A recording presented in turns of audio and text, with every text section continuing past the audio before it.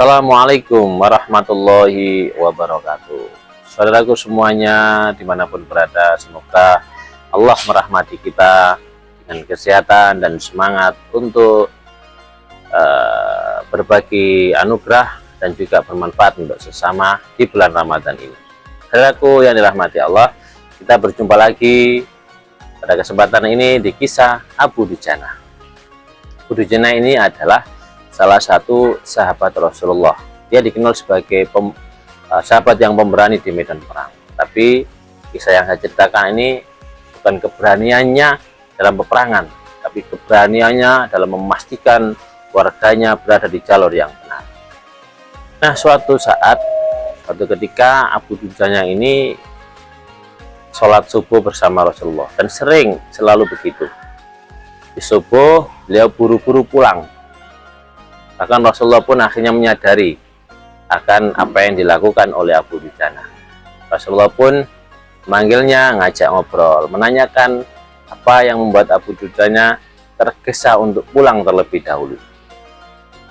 Abu Dujana pun menceritakan tentang apa yang dilakukan.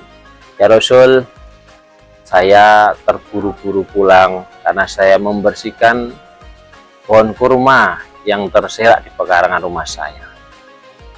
Di pekarangan rumah saya itu ada pohon kurma yang bukan milik saya. Pohonnya kalau kena angin di malam hari itu rontok ke pekarangan rumah saya. Maka saya buru-buru membersihkan dan mengembalikan kurma itu kepada pemiliknya. Saya khawatir nanti dimakan oleh anak-anak saya. Saya tidak ingin anak-anak saya memakan makanan yang bukan haknya. Karena pernah saya mendapati anak saya yang terbangun terlebih dahulu itu memakan satu kurma. Saya pun bergegas mendatangi anak saya memasukkan tangan saya ke mulut anak saya tersebut agar dia memuntahkan kurma yang dimakannya. Bahkan anak saya sampai menangis kesakitan karena tangan yang masuk ke mulut anak saya itu terlalu dalam. Mendengar kisah itu, Rasulullah pun meneteskan air matanya. Abu Bakar mendengarnya.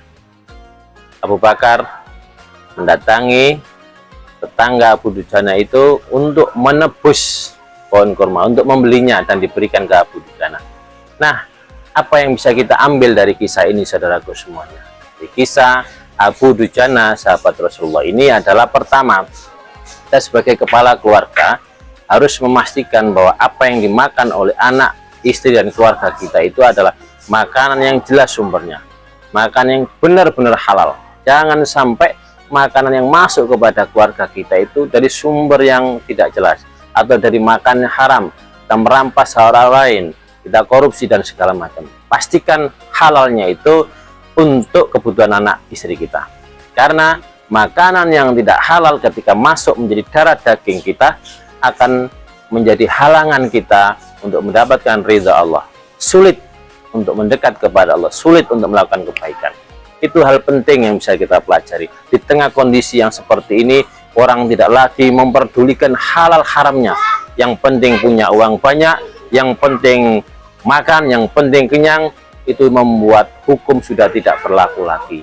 Dari kisah Abu Dujana ini memberi angin sejuk di tengah keterpurukan akhlak dan moral kebanyakan dari kita. Untuk itu, kisah ini penting untuk kita yang sudah berkeluarga atau yang belum berkeluarga, tapi harus memastikan bahwa pekerjaan yang kita jalani adalah pekerjaan yang baik dan halal. Maka di SPMA ada 3 cara dalam bekerja. 1, pastikan pekerjaan kita itu adalah pekerjaan yang halal. Yang kedua, saat bekerja, saat beraktivitas, kita harus selalu merasa digenangi, diliputi kebesaran Allah, agar pekerjaan kita barokah, agar kita selalu dilindungi oleh Allah.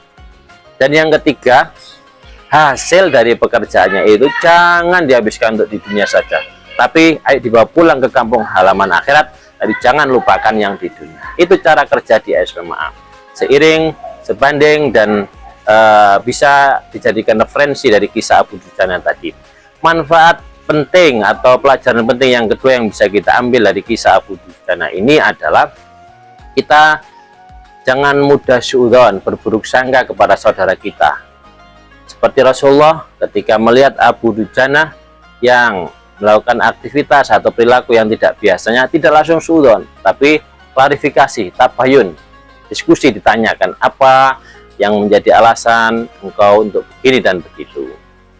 Sehingga itu adalah memberi peluang kita untuk rukun, memberi peluang untuk kita saling mengasihi sesama.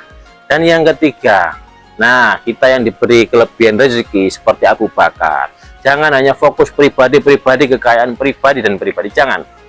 Kelebihan rezeki yang diberikan kepada kita itu adalah untuk seperti Abu Bakar tadi, menolong teman, keluarga yang kesusahan, atau untuk kebutuhan agama. Itu kisah yang sangat berharga untuk kita pelajari di bulan Ramadan ini.